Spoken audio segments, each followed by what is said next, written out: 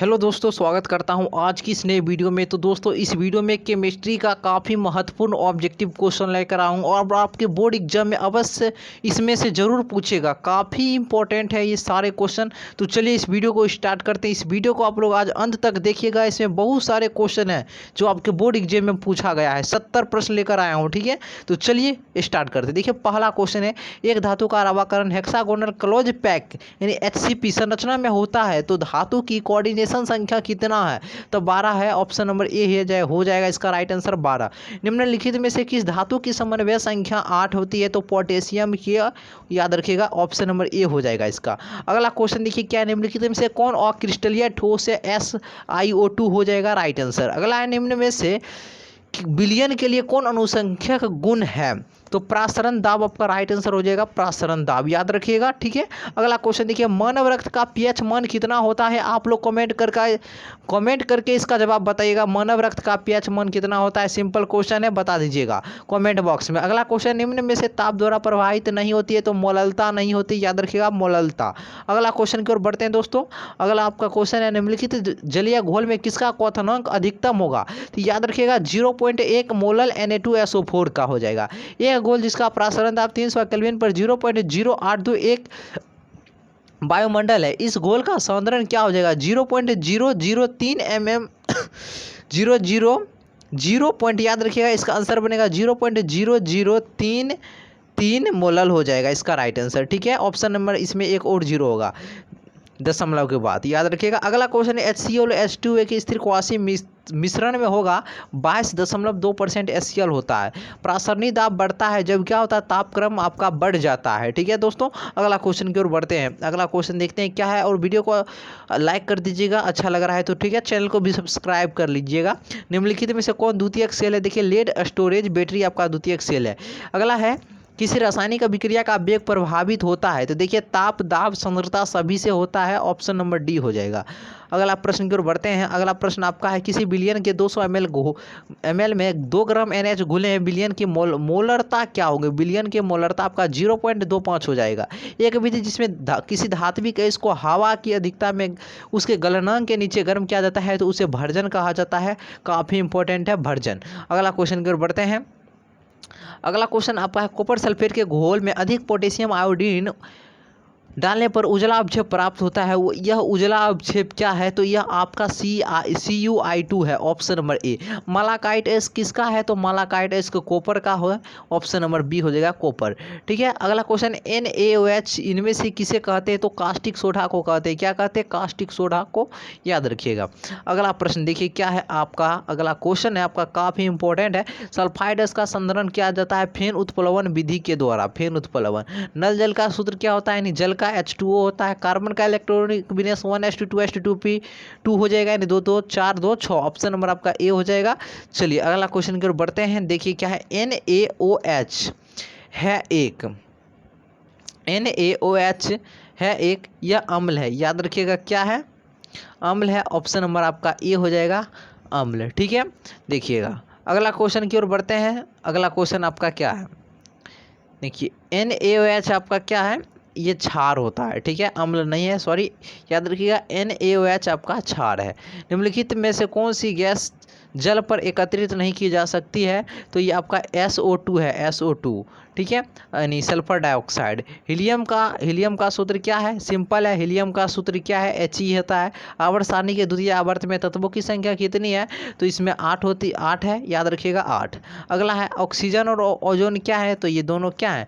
Oxygen और ozone, ये दोनों आपका अपरूप हैं।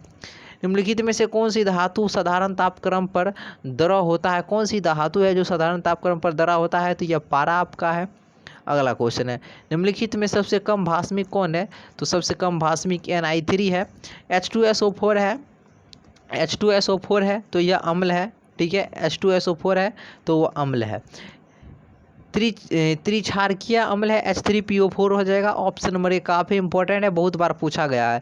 XCF2 के अणु की आकृति होती है तो इसकी आकृति, याद रखिएगा, रेखीय होती है, ठीक है। अगला प्रश्न की ओर बढ़ते हैं दोस्तों। अगला क्वेश्चन है, सफ़ेद फॉस्फोरेस यानी P4 अणु में इनमें से क्या सही नहीं है? इनमें से क्या सही नहीं है? तो 6 pp सिंगल बॉन्ड होता है। ये आपका दिया गया गलत है। ठीक है, 6 pp सिंगल बॉन्ड होता है और 4 pp सिंगल बॉन्ड होता है।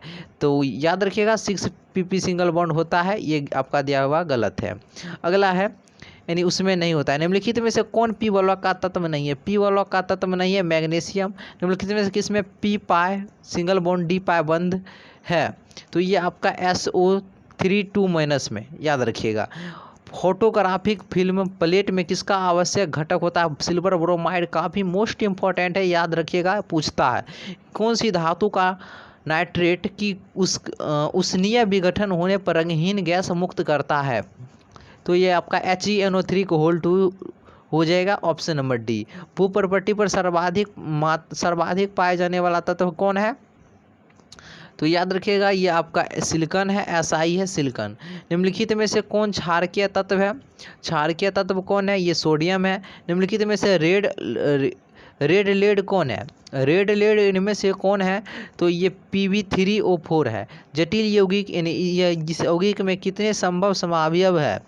तो याद रखिएगा इसमें आपका है, देख लीजिए, इसमें 2 है।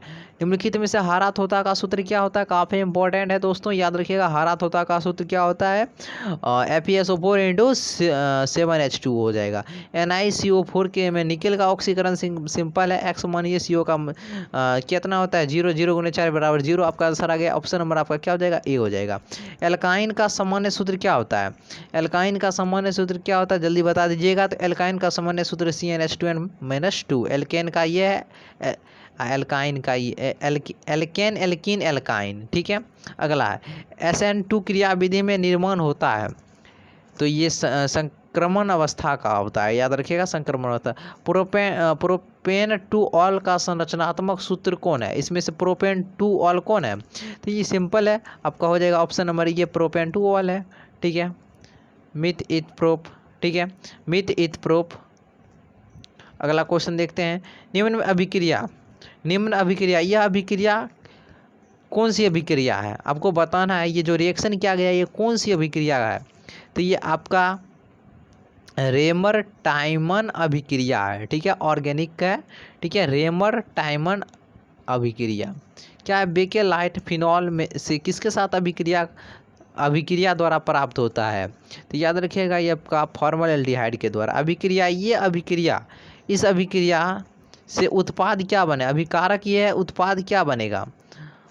तो ये उत्पाद आपका क्या बन जाएगा जानते हैं? तो ये आपका फिनॉल बन जाएगा। ठीक है, CH3 single bond CO single bond CH3 का आयुपेक, इसका आयुपेक नाम पूछ रहा है, तो इसका प्रोपेनॉन है, प्रोपेनॉन। अगला क्वेश्चन है HCOOH एक क्या है? यह एक आपका एकल भास्मिक अम्ल है। कौन सी यौगिक गर्म करने पर विघटित नहीं होता है? तो ये आपका Na2CO3, याद रखिएगा। अगला है, अब देखिए यह प्रतिक्रिया क्या कहलाती है? ये जो रिएक्शन है यह क्या कहलाता है? यह किस अभिक्रिया का है? तो याद रखिएगा यह आपका रोजेनमुंड प्रक्रिया है, याद रखिएगा, रोजेनमुंड प्रक्रिया। जब ये पढ़ाएंगे बताएंगे 2 नंबरा में पूछता है क्या है, केनिजारो प्रतिक्रिया क्या है, रोजेनमुंड अभिक्रिया क्या है, तो उस समय ये जान लीजिएगा, तो ये भी आप समझ जाइएगा सिंपल तौर पर। ठीक है, अगला है, देखिए क्या है, कार्बनिक समूह के कार्बन पर कौन सा प्रसंकरण होता है? तो ये आपका sp2 होता है। ऑयल ऑफ मिराबेन कहलाती है, तो ये आपका नाइट्रोबेंजीन कहलाता है, याद रखिएगा, नाइट्रोबेंजीन। निम्न में से कौन सा प्रबल क्षार है? प्रबल क्षार कौन है? तो ये आपका बेंजीन एमीन हो जाएगा, बेंजीन एमीन।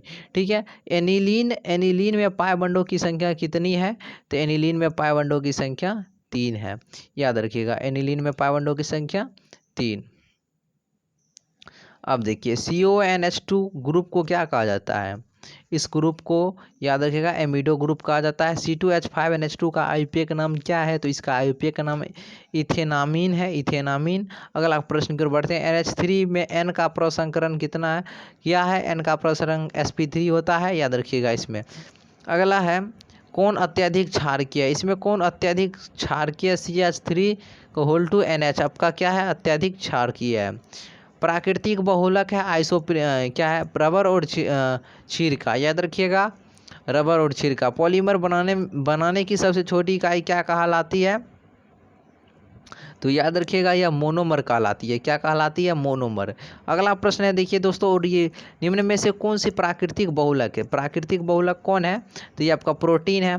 क्षारीय अमीनो अम्ल का उदाहरण कौन है? तो ये हिस्टेडीन है, हिस्टेडीन। अगला है, निम्न में से किस एंजाइम द्वारा प्रोटीन का पाचन होता है? तो ये आपका पेप्टाइडेस द्वारा। एस्कॉर्बिक अम्ल है, यह आपका विटामिन है एस्कॉर्बिक अम्ल। अगला है, औषधि जो दर्द निवारण का कार्य करती है वह क्या कहलाती है? पीराहारी कहलाती है। एलएसडी यानी lysergic acid die ethyl amide है। यानी एलएसडी क्या है? तो याद रखिएगा ये साइकोडेलिक औषधि है। ठीक है।